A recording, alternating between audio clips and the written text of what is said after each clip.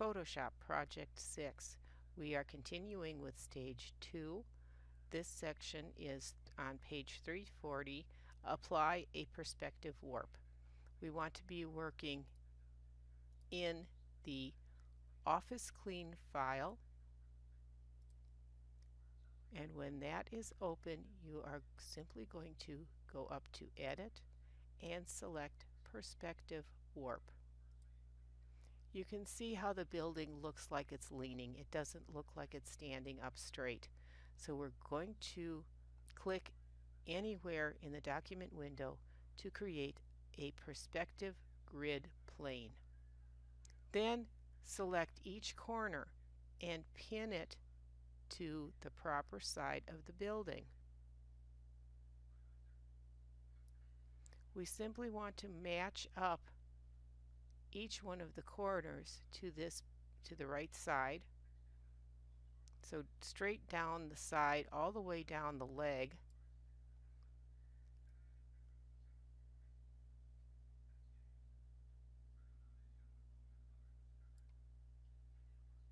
Now the book shows you pulling this out to establish this, taking it all the way out to the edge, which is fine. We can do that. But do make sure that you're getting the bottom of that leg of the building. Once you have this established, you're going to click again to create a second perspective plane. If you get a pop-up message about it, you can read that and then close that to dismiss it. It's just hints about how to use the tool, and they will pop up the first time you use it. Then you're going to line these parts up, and once you establish that you put the one on top of the other, the second point is going to pop to the second point on that particular run of the building. Then we're going to pull this down to the other side and move this to the other corner of the building, which is going to be kind of behind that palm tree. Up in your options bar, select the warp button. You may get a pop-up message. You can read that and then close it. And you're going to click the top left corner of the left plane grid and drag it left until the line of the building appears to be truly vertical. It looks a lot straighter now than it did, doesn't it? You're going to do the same thing for the top right corner. Do you see how it looks like the building is leaning in? So we're going to just pull this out to make it stand up straighter. Then we can click the Commit button in the options bar to finalize the warp we did. Next, you're going to choose the Crop tool and just drag down a little bit so that we're cropping off the empty pixels that we created when we warped this. And again, click the Commit button. Save this file.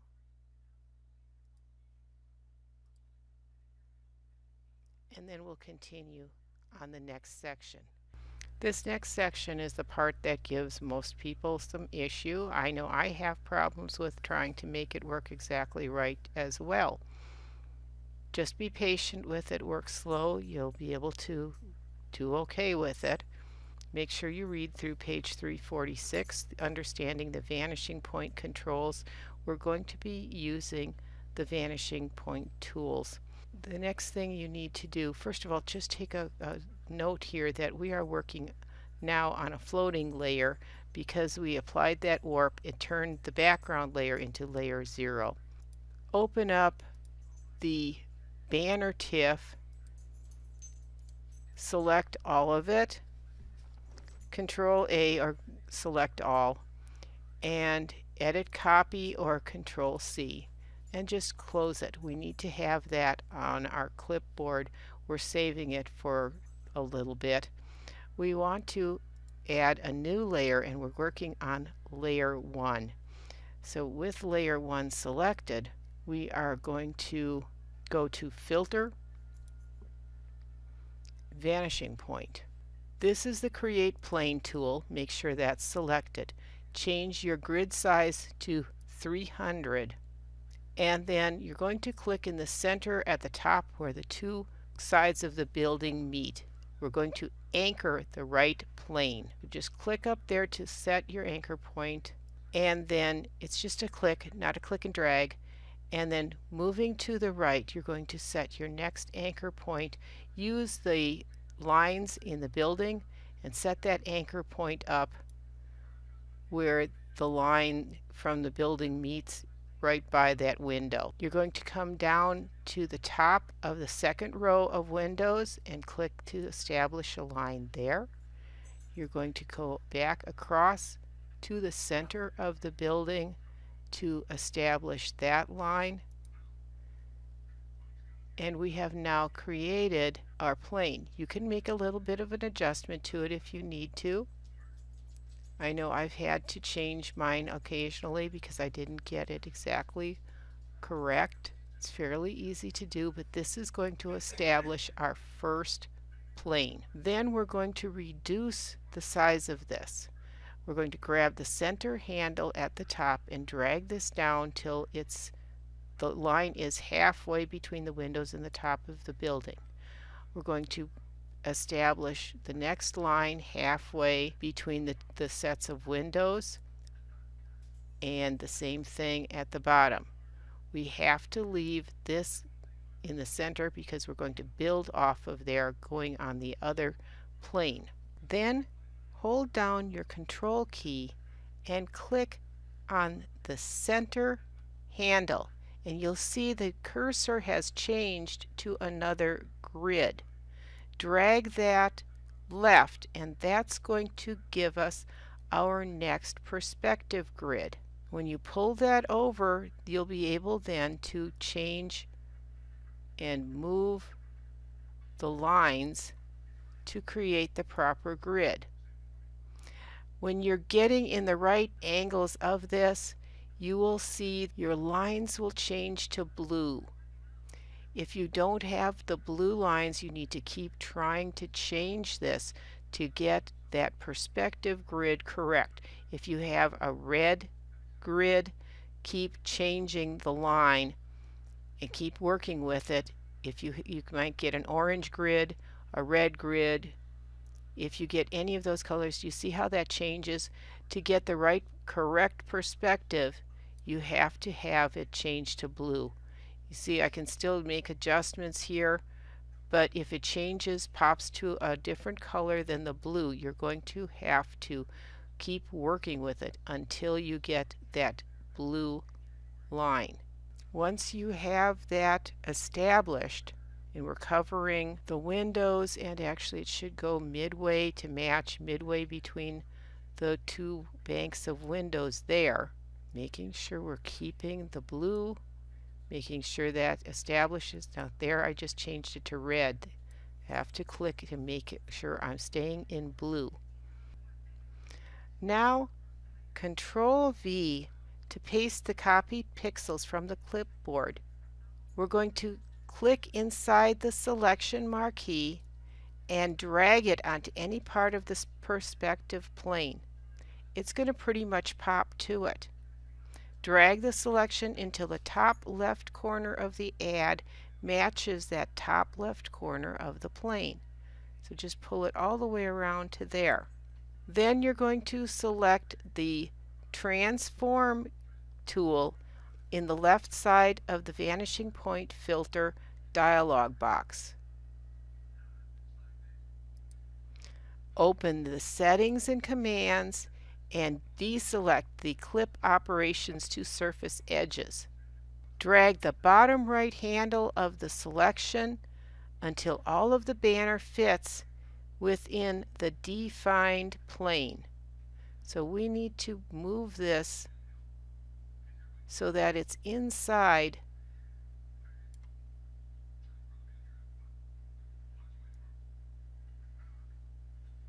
the area that we selected. Once that's done, you can reactivate the clip operations to surface edges again and select OK to apply the vanishing point filter. You're going to add a drop shadow. Instead of going up to effects or going the way we did before, you're going to add right here and put in drop shadow. In the dialog box, we want to set our blend mode to multiply, the opacity set to 75%, change your angle to 40 degrees, your distance should be 5, spread should be 0, size should be 10, and you can click OK. You're going to save your file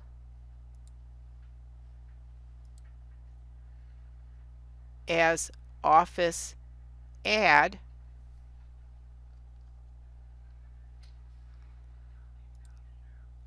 and then we're going to look at the size of the file again. When I go into image size, I'm going to find out that this is a 21 megabyte file, which again is way too large for you to send to me. So what I would like you to do again is to change this to a 100 pixel resolution, which is going to take this down to a almost 2.5 megs, and say OK to that size file. And again, save as, and save this as Office Small, and this is the file you will be able to turn in for credit. Now at this point I just need to mention that I did check and I have made an error on the size of the files. They're still larger files. The Studio Add Small is actually a 12 megabyte file. The Office Small is a 5 megabyte file. So you're going to probably want to take these and group them and zip them into a folder, or you can still send them. They're just a little bit larger than I expected. The next one will actually save down a little bit smaller. We can close out the Office Small file. The next one we're going to be working on is the tanks. So open Tanks Clean. We're going to place embedded the banner TIFF and scale it to 35%. Position it in the center of the front water tank just above the fence line.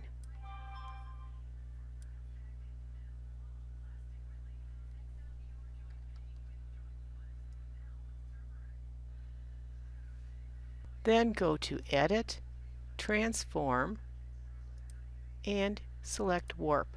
In the Warp dialog box, we're going to choose Arc Upper, which is way too much. We're going to experiment with the bend value, and you can actually scrub that. So take that down, and we're probably going to only need that to be approximately 5. It's a very subtle bend. Click the Commit button, and again we're going to put in a drop shadow. This time we're setting the drop shadow to multiply again to 75%. The angle is going to be 90 degrees.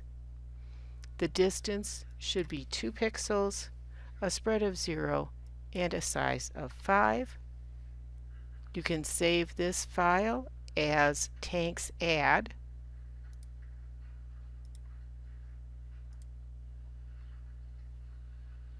Go into image size. Let's take this one this time down to 72 ppi, which is screen resolution. Say OK to that and save again as Tanks Small, and that will be the file you'll need to turn in.